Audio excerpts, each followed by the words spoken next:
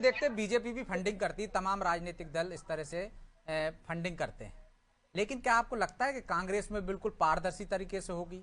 और यदि जो फंडिंग जिला स्तर पर होगी उसको किस तरह से ऑडिट किया जाएगा? जिले में ही आपको वसूली करना है, जिले में ही आपको खर्चा करना है, तो कहीं भ्रष्टाचार के और देखिए गुटबाजी के लिए नहीं होगा बढ़ावा देने वाला? देखिए मोटे तौर पर फंड लेने की दोनों पार्टियों की अपनी एक अलग अलग शैली है। यद्यपि ये विषय बहुत अलग है और दोनों पार्टियों की ये नीति लगभग गोपनीय रहती है। जैसे भाजपा भाजपा में तीन प्रकार से पैसा आता है। एक पैसा तो सदस्य संख्या का आ गया, दूसरा आजीवन सहयोग निधि का पैसा आ गया, और फिर तीसरा पैसा होता है जो उद्योगपतियों से व्यापारियों से लिया जाता है। कांग्रेस में या तो सदस्य संख्या का पैसा आता है या उद्योगपतियों से पैसा आता है। जो आजीवन सहयोग निधि जो परमानेंट डोनेटर होते हैं, कांग्रेस में उसका अभाव है। एक बात। दूसरी बात ब्रजेश जी, भगवान जी की कृपा से मुझे बहुत व्यक्तिगत अनुभव और जानकारी है। उद्योगपति जो होता है वो सब पार्टी को चंदा सबको देता देता है। है जी। जो छोटी से छोटी पार्टी है, एक सदस्य वाली, उसको भी चंदा देता है, और जो बड़ी पार्टी है उसको भी देता है।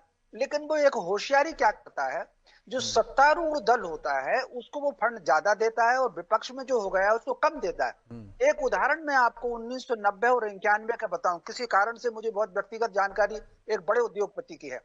90 के में जब चुनाव हुए तो एक बड़े उद्योगपति ने बहुत बड़ा फंड जो है वो भाजपा को दिया। और जब 91 का चुनाव आ रहा था तो 91 के चुनाव में उसने जितना निर्धारित किया, जो कि उसमें कांग्रेस ने ज्यादा सीट जीत ली थी, उसने रातों रात उस फंड को बदला और फंड को बदल करके कांग्रेस को शिफ्ट ज्यादा किया। तो मोटे तौर पर ये उद्योगपतियों का है। तो सत्तारूढ़ दल को वो ज्यादा देते हैं। ऐसा कोई उद्योगपति नहीं होगा, आप सूचना के अधिकार में सूची मांग लीजिए, बिल्कुल। जिसने भाजपा को दिया हो और कांग्रेस को ना दिया हो, कम कम ज्यादा होता है। तो ये जो आजीवन सहयोग निधि होती है, ये संघ का नियम भी है और जनसंघ का भी था और भाजपा में भी, पर तो ये फंड उनके पास थोड़ा ज्यादा आता है, इस तरीके से आती है। लेकिन कांग्रेस में एक और बात होती है। यद्यपि अब ये भाजपा के अंदर भी आ गया है।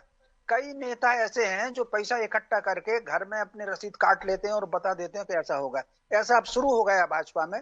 उसको छुपाने की, प्रियंका जी को भी छुपाने की जरूरत नहीं है, उनके यहाँ भी नेता हो गए। लेकिन कांग्रेस में ये कल्चर बहुत लंबे समय का है। प्रतिशत अगर देखेंगे तो भाजपा में ये प्रतिशत अगर 20% होगा तो मान करके चलिए कि 70% अस्सी हाँ, परसेंट सत्ता के कांग्रेस साथ के बुराई अंदर धीरे होगा। धीरे आती है ना। लेकिन शर्मा निश्चित जी, रूप एक से वो सवाल है मेरा आने लगी।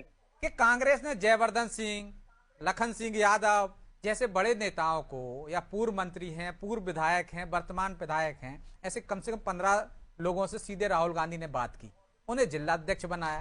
तो अब इनको क्या पैसे की जरूरत है? कार्यकर्ताओं से पैसे लेने की क्या जरूरत है? देखिए मोटे तौर पर कार्यकर्ताओं से पैसे लेने की जरूरत नहीं है। इस बहाने कार्यकर्ता अगर जाएगा, डोर टू डोर दस्तक देगा, तो हम्म। वोट बैंक बनेगा। इसके पीछे वोट बैंक होता है, हम्म। धन उसमें सेकेंडरी चीज होती है। हम्म। लेकिन वोट बैंक बढ़ता है दस्तक देने से जी।